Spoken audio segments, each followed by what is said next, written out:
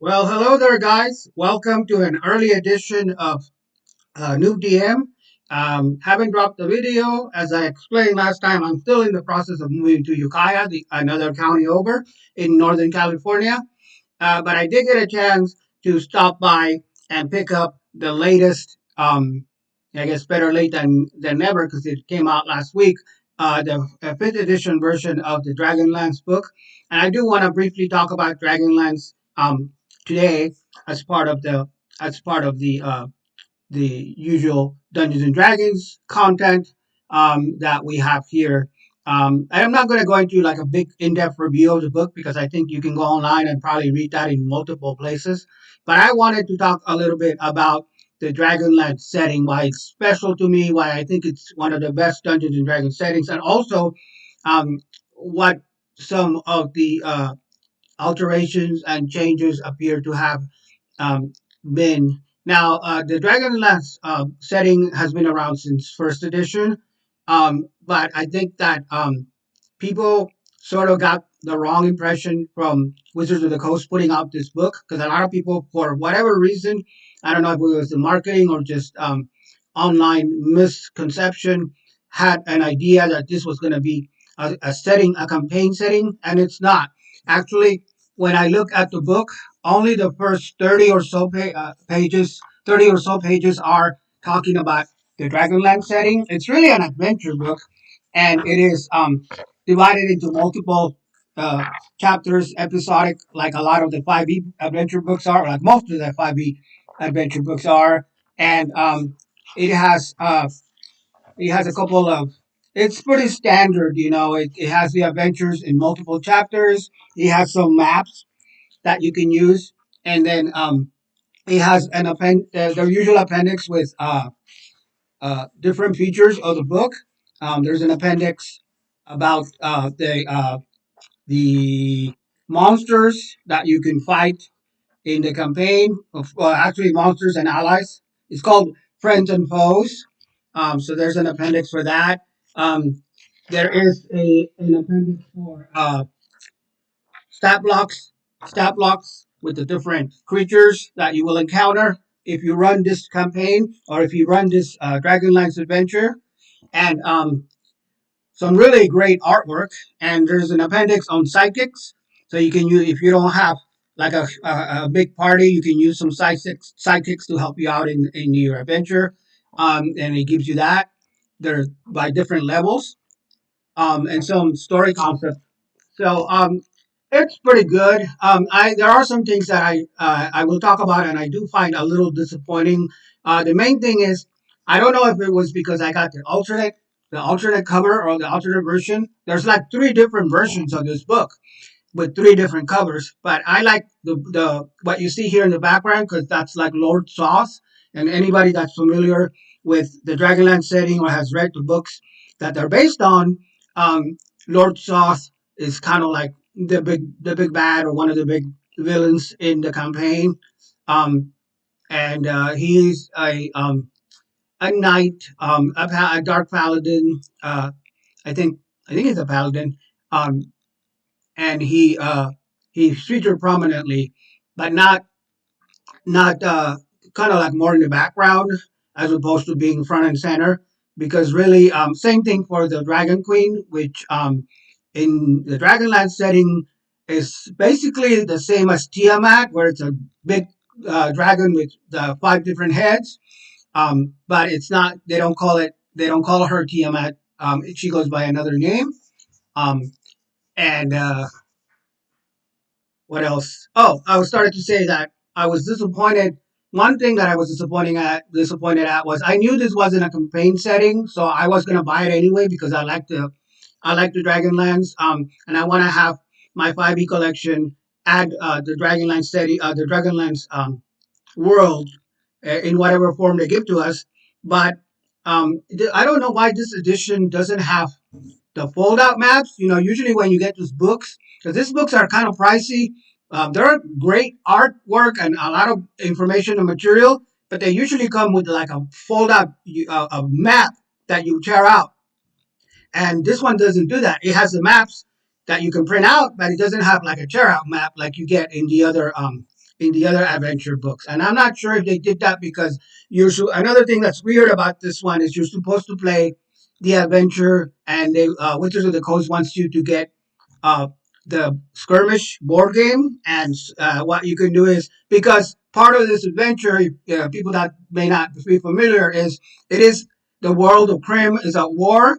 And so there are some scenarios where you play out massive war scenarios, like massive armies against pitted against each other. But they want you to do that not through a role playing per se, but through a board game that's specifically created that you can port your characters into the adventure. I'm not sure how I feel about that. I kind of don't like the fact that you have to go outside of the main scope of the adventure in order and try another game. Because if I want to play a board game, I'll just go ahead and play one of the multiple D&D board games or RPG or any type of board games that are out there. But if I want to be role playing or even running a campaign based on Dragonlance, I don't believe that um, I want to do that, but I will reserve my judgment until I take a look at the board game. It's going to come down in price because right now everything just came out. So maybe when it comes down in price and it's a little bit uh, more accessible, um, I will maybe pick it up if that's something that my players want to do and check it out and run some scenarios from the game. But for now, um, I'm just going to stick to the base book. Alright guys, so as part of today's video, I wanted to go ahead and talk about this one book I picked up while I was on holiday, Christmas vacation in LA. But before I get into that, real quick, I just want to say that uh, the original plan was to discuss the Dragonlance and some of the nuances between the old and the new Dragonlance, and obviously that didn't end up happening because so many things were happened between now and my original recording, including completing my move to the city of Ukiah, where I'm going to be residing in 2023. So I apologize for such a long time between videos and updates, um, and not exactly strictly following the plan. Stuff happens.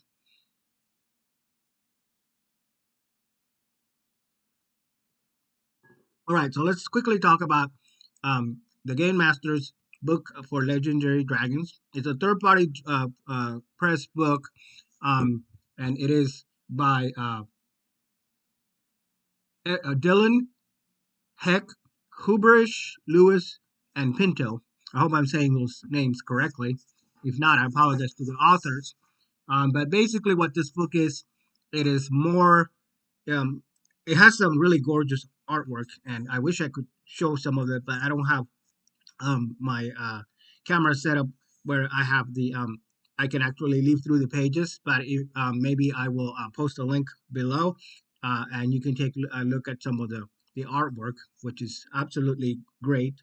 And it has this glossy pages. Some of the 5e books that are put out by Wizards of the Coast um, are hit and miss in terms of like the pages, but this book has some really nice textures to it, some really nice glossy. You can tell they put in work and money into this, putting this together.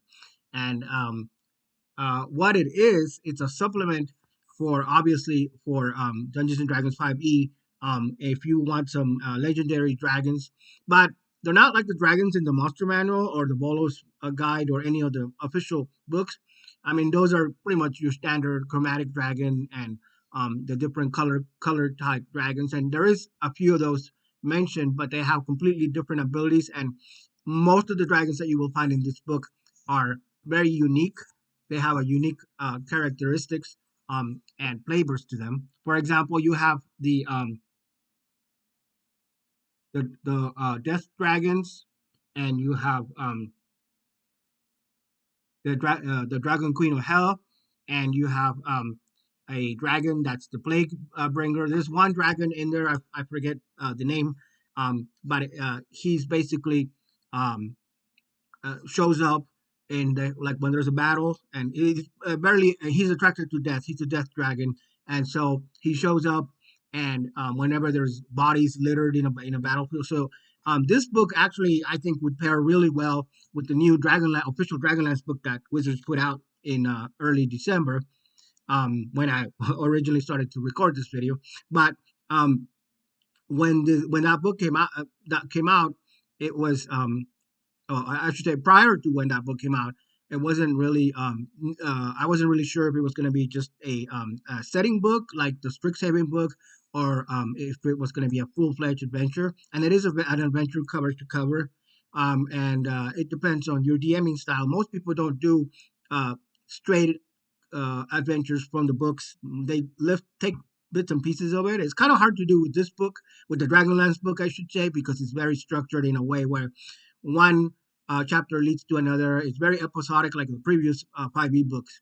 But there's no, with some preparation and some work on the DM's part, you can easily take some of the elements from that book. For example, there's the test that the mages of high, because in the world of Kryn, there is no divine magic. Yeah, divine. Like the clerics don't really play a big part because the gods sort of left Kryn, excuse me, sort of left Kryn without their gods. And in the lore of the story, the cataclysm happened, and so you have the different mages of high. I think it's they're called the mages of high society, and basically there's the white and the red and the black mages, and they have to go through a test in order to join this magical society. And if you don't become a part of the magic society, you get shunned, and it's even dangerous for you because they might send someone after you, because you're considered a renegade wizard. But at any rate, I digress.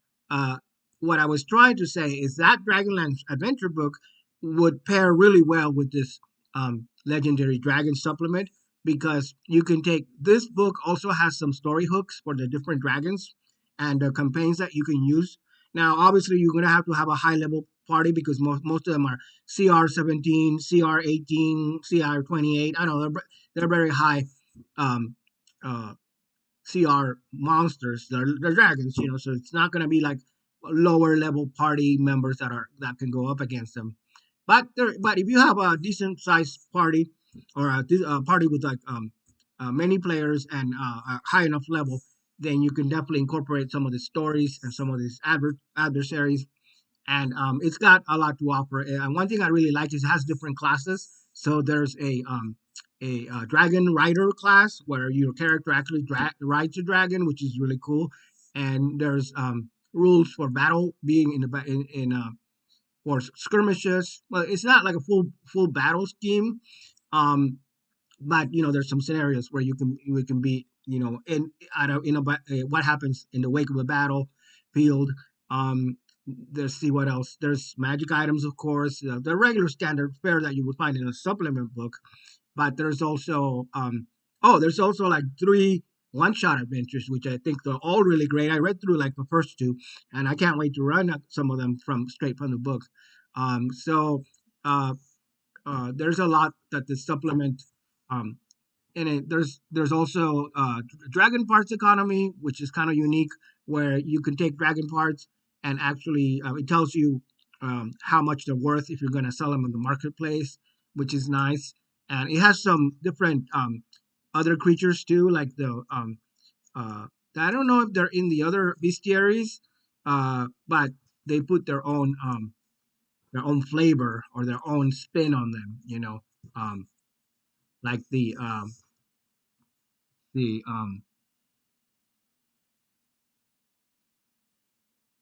well, drakes. There's the drakes, and there's the puggons, and there's the dragonants, and the draken.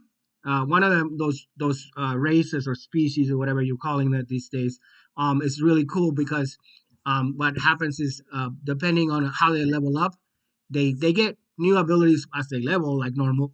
Excuse me, but they also get different mutations. So you do have there's a table where you roll for mutations, and every level there's a chance of getting a different mutation that will affect the way the way that you the character or the creature operates, which I think it's really innovative. So there's all kinds of different things like that in this book that are really worth.